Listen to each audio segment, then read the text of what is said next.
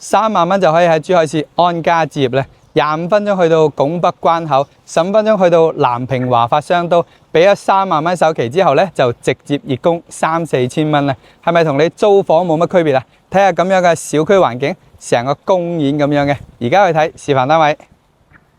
嚟到89平方嘅精裝修3房啊，睇下咁樣嘅戶型，你中唔中意先？入戶呢個位置可以做收納櫃以及鞋櫃，過翻嚟咧係我哋餐廳位，側面咧仲可以放餐邊櫃嘅。入邊嘅廚房佈局合理，而且咧所有嘅一個膠標啊都係德國進口嘅，用咗9個進口品牌啊，甚至我哋踩緊嘅地板磚都係北美 ICC 嘅。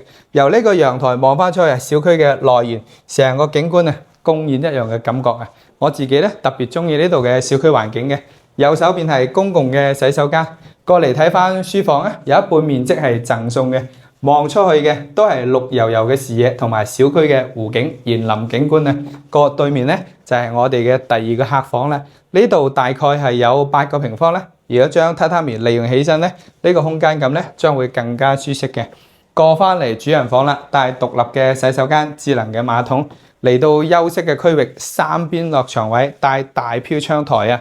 總結翻就係成個戶型咧精精緻緻，2個洗手間利用起身係相當方便嘅。重點往返拱北以及係市區相當方便。3萬蚊首期入住，月供3-4千蚊，輕鬆過租樓。拜拜。